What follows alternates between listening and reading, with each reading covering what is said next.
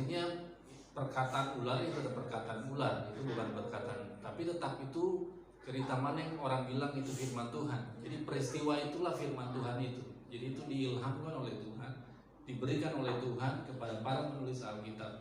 Itu dia. Jadi kalau misalnya orang mengatakan bahwa firman Tuhan itu hanya perkataan Tuhan atau perkataan daripada Tuhan, kalau ketika Tuhan berfirman ataupun ketika Yesus berfirman itu perkataan, baru itu firman Tuhan, tidak.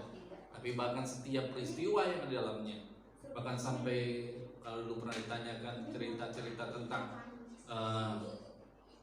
nama-nama di Alkitab, nanti saya akan bahas minggu depan ya, mengenai kenapa nama-nama itu kemudian dimunculkan. Itu pun juga sama, itu pun firman Tuhan.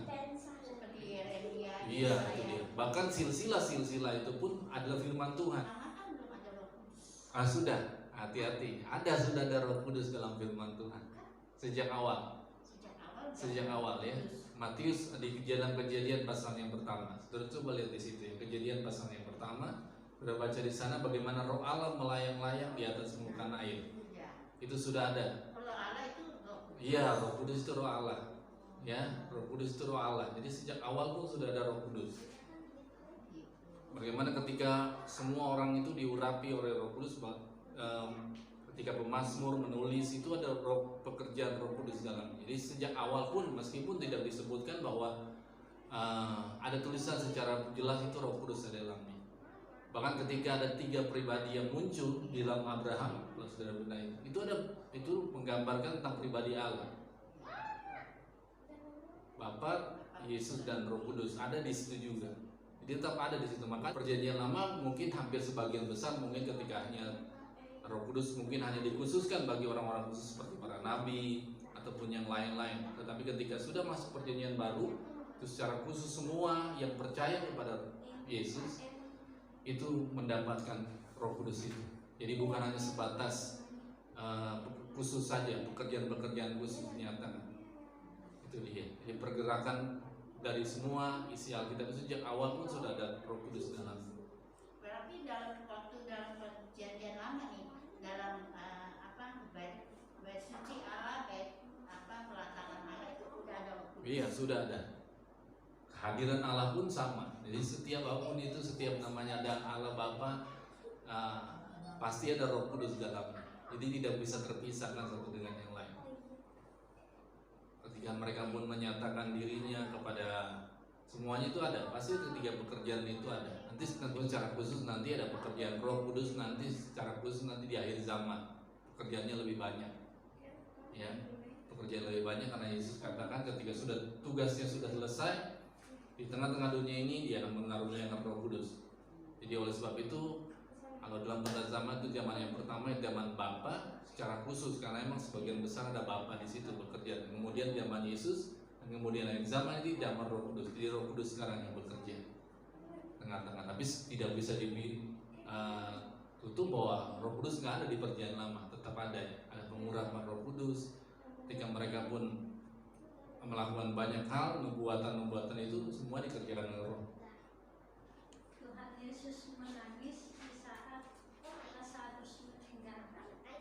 Oh iya. Ada di ayat-ayat lain, Alkitab lain nggak ada Tuhan Yesus menangis. Ada ya, ada Alkitab khusus. Nanti cari di rumah. Itu yang orang bilang ayat paling sedikit. Yaitu maka menangislah Yesus. Iya. Ada dalam Alkitab yang lain. Ya. Itu yang saya pertanyakan kenapa dia menangis. Oh iya. Yang lain kan banyak yang meninggal atau apa, tapi dia Tuhan Yesus sudah menangis gitu. Iya. Yang saya pertanyakan di saat Lazarus itu menangis, kenapa Tuhan Yesus menangis gitu.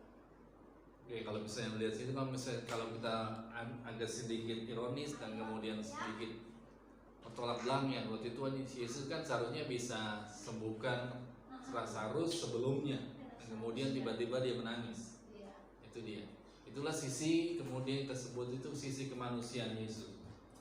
Ya, seperti saya pernah jelaskan kemarin, Yesus itu punya dua sisi, 100% manusia dan 100% Allah. Jadi ketika dia kemudian seakan-akan seperti berlambat-lambat, karena waktu saat itu dia sedang berpikir tentang sisi kealahannya, bahwa dia menunjukkan kemuliaan. sedang menunjukkan bahwa kebangkitan Lazarus itu kan menunjukkan kemuliaannya. Tapi ketika dia menangis itu menunjukkan sisi kemanusiaan dia. Ya, Lazarus itu dan Maria dan Marta itu adalah keluarga yang disayang oleh Yesus. Ketika Yesus datang ke sana, bukan hanya kemanusiaan saja yang dilayani, tapi keahlahannya juga dia layani sana. Ya, jadi Maria dan Lazarus dan Marta itu, keluarga itu sangat disayang oleh Yesus. Jadi mereka sering saja Yesus dan Maria dilayani sana. Seperti disebutkan ketika Maria dekat dan mendengarkan perkataan Yesus, itu dia sedang mendengarkan perkataan Allahnya. Dan kemudian Marta melayani Yesus di sana, pelayanan terhadap kemanusiaannya. Dalam Wahyu 13 ayat 1 sampai 4. Maksud dengan yang bertanduk itu apa maksudnya, Kak? Yang di ayat kedua kan ada Binatang yang bertanduk. Saat itu diumpamakan sebagai Raja Nero yang akan menyiksa banyak orang-orang Kristen. Pada saat itu yang menyiksa orang-orang Kristen yang percaya kepada Kristus, yang percaya kepada kesaksian daripada rasul-rasul, itulah yang dikejar. Dan suatu saat nanti akan muncul lagi pemerintahan yang lain, orang yang lain yang akan muncul di akhir zaman, akan datang kembali seorang yang sama juga, yang akan membenci Kristenan. Jadi kebanyakan dalam Wahyu itu isinya itu mengenai teknologi saja, jadi gambaran. ada nama-nama kata hujat ini. Iya, orang itu kan menghujat Tuhan. Dia mengumpulkan dirinya sebagai Tuhan. Jadi dia benci Tuhan, hujat Tuhan, maki-maki Tuhan. Itu kelakuan orang-orang yang membenci Kristen, membenci terutama pengikut-pengikut Kristus, orang-orang Kristen dan terutama Yesus Kristus sendiri. Jadi mereka menghujat, dia nggak peduli dengan Allah.